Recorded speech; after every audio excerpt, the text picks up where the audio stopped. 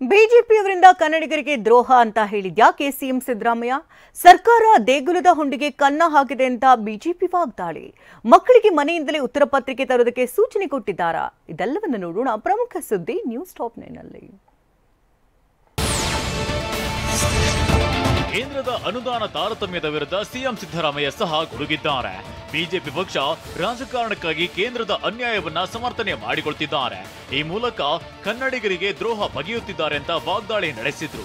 ನಾವು ತೆರಿಗೆ ಕಲೆಕ್ಟ್ ಮಾಡಿದ್ರೆ ಕರ್ನಾಟಕದಲ್ಲಿ ನಮ್ಗೆ ವಾಪಸ್ ಬರೋದು ಎಷ್ಟು ಗೊತ್ತಾ? ಬರೀ 13 ರೂಪಾಯಿ. ನ್ಯಾಯನ ಇದು? ಸುಮ್ಮನಿರ್ಬೇಕಾ? ಕೇಂದ್ರ ಸರ್ಕಾರ ಅನ್ಯಾಯ ಮಾಡೋದನ್ನೇ ಸಮರ್ಥನೆ ಮಾಡಿಕೊಂಡು ಕನ್ನಡಿಗರಿಗೆ ದ್ರೋಹ ಮಾಡ್ತಾ ಇದ್ದಾರೆ.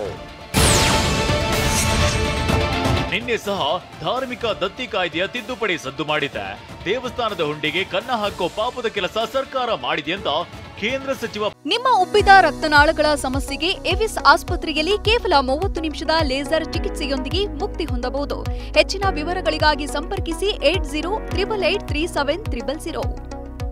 ಪ್ರಹ್ಲಾದ್ ಜೋಶಿ ವಾಗ್ದಾಳಿ ನಡೆಸಿದ್ದಾರೆ. ಸರ್ಕಾರ ಇವತ್ತು ಅಧೋಗತಿಗೆ ಇಳಿದಿದೆ. ದೇವಸ್ಥಾನದ ಹಣವನ್ನ ಸರ್ಕಾರ ನಿಂತು ಲೂಟಿ ಹೊಡಿತಿದೆ ಅಂತ ಹೇಳಿದ್ದಾರೆ. ರಾಜ್ಯದ ಎಲ್ಲ ಹಿಂದೂ ದೇವಸ್ಥಾನಗಳ ಹುಂಡಿಗೆ ಕನ್ನ ಹಾಕುವಂಥ ಪಾಪದ ಕೆಲಸವನ್ನು ಸಿದ್ದರಾಮಯ್ಯನವರು ಮತ್ತು ಅವರ ತಂಡದವರು ಮಾಡಿದ್ದಾರೆ. ಅವರು ಈ ಕಾನೂನನ್ನು ತಂದರೆ ರಾಜ್ಯಾದ್ಯಂತ ಇದೇ ವಿಷಯವನ್ನು ಇಟ್ಟುಕೊಂಡು ತೀವ್ರ ಪ್ರಮಾಣದ ಒಂದು ಹೋರಾಟವನ್ನು ರೂಪಿಸ್ತೀವಿ. ಪ್ರಹ್ಲಾದ್ ಜೋಶಿ ಆರೋಪಕ್ಕೆ ಸಿಎಂ ಸಿದ್ದರಾಮಯ್ಯ ತಿರುಗೇಟನ್ನ ನೀಡಿದ್ದಾರೆ. ಲೂಟಿ ಹೊಡೆದಿದ್ದಕ್ಕೆ ಅವರನ್ನ ಜನರು ತಿರಸ್ಕರಿಸಿದ್ದು, ವಿಧಾನಸಭೆ ಚುನಾವಣೆಯಲ್ಲಿ ಅವರನ್ನ ತಿರಸ್ಕರಿಸಿದ್ದಾರೆ.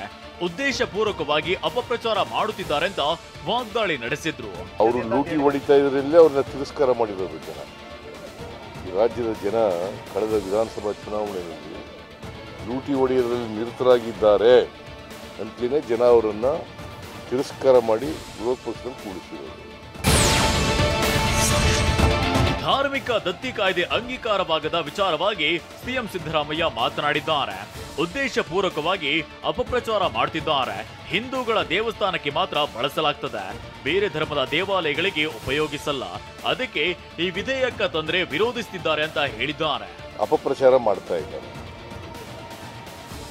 ಹಿಂದೂಗಳ ದೇವಸ್ಥಾನದಲ್ಲಿ ಯಾವ ದೇವಸ್ಥಾನಗಳಲ್ಲಿ ಜಾಸ್ತಿ ಹಣ ಇದೆ, ಯಾವ ದೇವಸ್ಥಾನಗಳಲ್ಲಿ ಕಡಿಮೆ ಇದೆ? ಹಿಂದೂಗಳ ದೇವಸ್ಥಾನ, ಹಿಂದೂಗಳ ಐ ಆಮ್ ಎಂಫಸೈಸಿಂಗ್ ಹಿಂದೂಗಳ ದೇವಸ್ಥಾನಕ್ಕೆ ಮಾತ್ರ ಬೇರೆ ಹಿಂದೂ ಬೇರೆ ಧರ್ಮದ ದೇವಾಲಯಗಳಿಗೆ ಉಪಯೋಗಿಸಲ್ಲ. ಅದಕ್ಕೆ ಈ ಬಿಲ್ ತಂದರೆ ಅದನ್ನು ಡಿಫೀಟ್ ಮಾಡ್ತಾರೆ. ಏನು ಮಾಡೋಕ್ಕಾಗುತ್ತೆ? ಅವ್ರಿಗೆ ಕೌನ್ಸಿಲ್ನಲ್ಲಿ ಮೆಜಾರಿಟಿ ಇದೆ ಅಂತ ಹೇಳ್ಬಿಟ್ಟು ಡಿವಿಷನ್ ಕೇಳಿ ಡಿಫೀಟ್ ಮಾಡಿದ್ದಾರೆ. ಎಸ್ಎಸ್ಎಲ್ಸಿ ಪೂರ್ವ ಸಿದ್ಧತಾ ಪರೀಕ್ಷೆಗೆ ಮುನ್ನವೇ ರಾಜ್ಯದಲ್ಲಿ ಶಿಕ್ಷಣ ಇಲಾಖೆ ಮತ್ತು ಪೋಷಕರ ಸಂಘರ್ಷ ಶುರುವಾಗಿದೆ.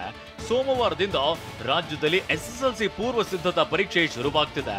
ಈ ಪರೀಕ್ಷೆ ನಡೆಸಲು ಶಾಲಾ ಶಿಕ್ಷಣ ಇಲಾಖೆ ಈಗಾಗಲೇ ಪ್ರತಿ ವಿದ್ಯಾರ್ಥಿಯಿಂದ 50 ರೂಪಾಯಿ ಸಂಗ್ರಹಿಸಿದೆ. ಪರೀಕ್ಷೆಗೆ ಪ್ರಶ್ನೆ ಪತ್ರಿಕೆ ಮಾತ್ರ ನೀಡುವುದಾಗಿ ಹೇಳ್ತಿದೆ.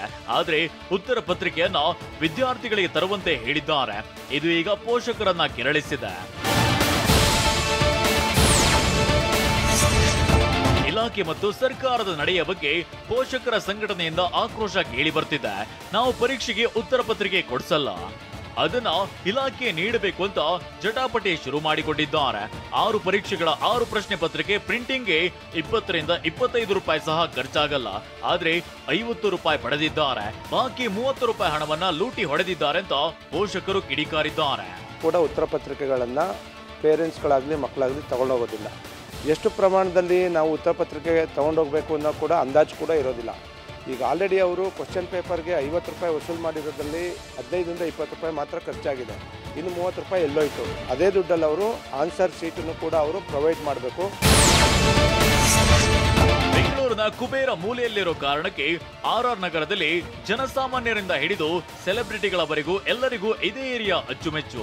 ಆದ್ರೀಗ ಬೇಸಿಗೆಗೂ ಮುನ್ನವೇ ಸೃಷ್ಟಿಯಾದ ಜಲಕ್ಷಾಮದಿಂದಾಗಿ ರಾಜರಾಜೇಶ್ವರಿ ನಗರ ನಿವಾಸಿಗಳು ಹೈರಾಣಾಗಿದ್ದಾರೆ. ಬಿಡಿ ಅಪಾರ್ಟ್ಮೆಂಟ್ನ ನಿವಾಸಿಗಳು ನೀರಿಲ್ಲದೆ ನಲುಗಿ ಹೋಗಿದ್ದಾರೆ. ಇರೋ ಒಂದು ಬೋರ್ವೆಲ್ ಕೂಡ ಬತ್ತಿ ಹೋಗಿದ್ದು ಜೀವ ಜಲಕ್ಕಾಗಿ ಪರದಾಡ್ತಿದ್ದಾರೆ. ನಾವು ವರ್ಕ್ ಮಾಡೋರು ಬೆಳಗ್ಗೆ ಬೇಗ 4 ಗಂಟೆಗೆ ಎದ್ದೇಳು 6 ಗಂಟೆವರೆಗೆಲ್ಲ ಮನೆಗೆ ಬಿಟ್ಟು ಹೋಗ್ತೀವಿ. ನೀರಂತೂ ತುಂಬಾ ಇಲ್ಲ. ಆಮೇಲೆ ಮಧ್ಯಾಹ್ನ ಬಿಡ್ತಾರೆ, ನಮ್ಗೆ ನೀರು ಸಿಗಲ್ಲ. ನೈಟ್ ಬರೋದು 7:30 8 ಗಂಟೆ ಆಗುತ್ತೆ. ತುಂಬಾ ಪ್ರಾಬ್ಲಮ್ ಆಗ್ತಾಯಿದೆ. ನೀರಿಗೆ ನಾವು ಕೆಲಸ ರಜಾ ಹಾಕೊಂಡು ಕೂತ್ಕೊಳ್ಳೋಕ್ಕಾಗಲ್ಲ. ಕಳೆದ 10 ವರ್ಷಗಳಿಂದ ಇದೇ ಅಪಾರ್ಟ್ಮೆಂಟ್ನಲ್ಲಿರೋ 192 ಮನೆಗಳಲ್ಲಿ ಸುಮಾರು 700ಕ್ಕೂ ಹೆಚ್ಚು ಜನರು ವಾಸ ಮಾಡ್ತಿದ್ದಾರೆ. ಇತ್ತ ಬಿಡಿ ಅಪಾರ್ಟ್ಮೆಂಟ್ ಆಗಿರೋದ್ರಿಂದ ಬಿಬಿಎಂಪಿ ಜಲಮಂಡಳಿ ಕೂಡ ಇತ್ತ ತಿರುಗಿಯೂ ನೋಡ್ತಿಲ್ಲ.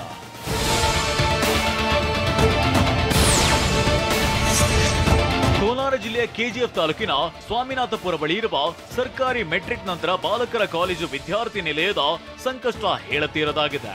ಇಲ್ಲಿರುವ 50ಕ್ಕೂ ಹೆಚ್ಚು ವಿದ್ಯಾರ್ಥಿಗಳು ಹಾಸ್ಟೆಲ್ನಲ್ಲಿರುವ ಟ್ಯಾಂಕ್ ನೀರನ್ನ ಬಳಸಿದ ಬಳಿಕ ಚರ್ಮ ರೋಗಗಳು ಕಾಣಿಸಿಕೊಳ್ತಿದೆ. ಬಳಸುವ ಟ್ಯಾಂಕ್ ನೀರು ಕೊಳಕಾಗಿದ್ದು ಈ ನೀರನ್ನ ಬಳಸುವ ವಿದ್ಯಾರ್ಥಿಗಳಲ್ಲಿ ಚರ್ಮ ರೋಗಗಳು ಕಾಣಿಸಿಕೊಳ್ತಿದ್ದು ಆಕ್ರೋಶ ವ್ಯಕ್ತವಾಗಿದೆ.